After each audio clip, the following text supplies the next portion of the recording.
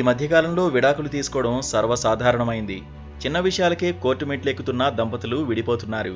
పిల్లలు ఉంటే మాత్రం విడాకుల ప్రభావం వారిపై పడుతోంది. ఈ విషయాన్ని అర్థం చేసుకొని ఎన్నో జంటలు విడిపోతూనే ఉన్నాయి. తాజాగా ఓ వ్యక్తి భార్యతో విడాకులు తీసుకోవడానికి సిద్ధమై కోర్టుకు వెళ్లాడు. అయితే ఇంకా విడాకులు మంజూరు కాలేదు. కానీ అప్పుడే రెండో పెళ్లికి రెడీ అయ్యాడు. తిరుమలలో ఈ సంఘటన జరిగింది. భర్త రెండో వివాహం చేసుకుంటున్న విషయం తెలుసుకున్న భార్య సడన్ గా కళ్యాణ మండపానికి వెళ్ళింది. దాంతో వరుడు అక్కడి నుంచి పరారయ్యాడు. హైదరాబాద్కు చెందిన రాకేష్ కు వరంగల్ జిల్లా పెండ్యాలకు చెందిన సంధ్యకు కొన్నేళ్ల క్రితం వివాహమైంది. వీరికి 7 ఏళ్ల కుమార్తె కూడా ఉంది. అయితే భార్య సంధ్యతో ఉండడం ఇష్టం లేని రాకేష్ ఆమెను వదిలించుకోవాలని అనుకున్నాడు. కోర్టు మెట్లు ఎక్కాడు. విడాకుల కోసం అప్లై చేశాడు. అయితే డివోర్స్ మంజూరు కాకముందే రాకేష్ సీక్రెట్గా రెండో వివాహానికి సిద్ధమయ్యాడు. అమ్మాయిని చూసుకున్నాడు.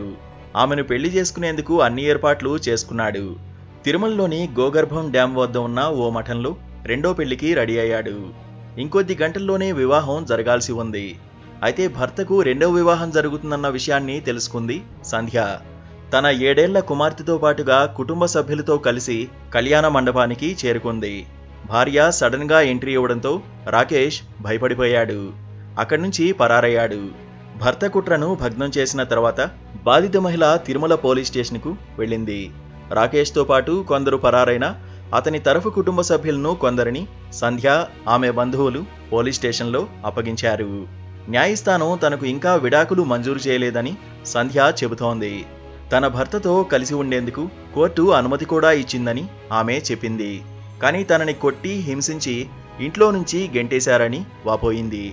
7 ఏళ్ల కూతురుతో పాటుగా తనకు న్యాయం చేయాలని బాధితురాలు సంధ్య వాపోయింది. సంధ్య,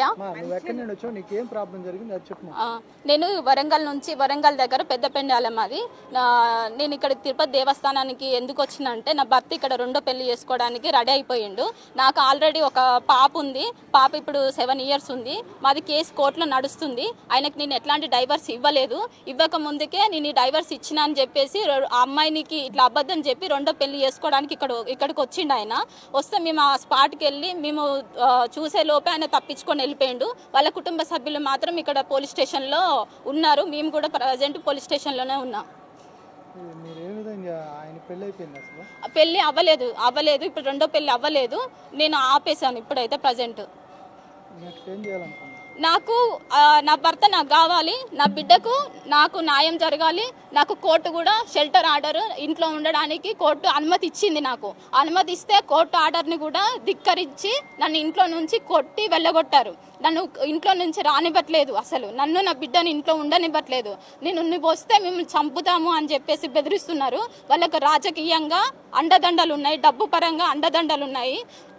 మేము ఏం చేస్తామో చూడని చెప్పేసి మేము పెళ్ళిళ్ళు చేస్తాము, నువ్వేం చేసుకుంటావో చేసుకో అని చెప్పేసి బెదిరిస్తున్నారు నన్ను.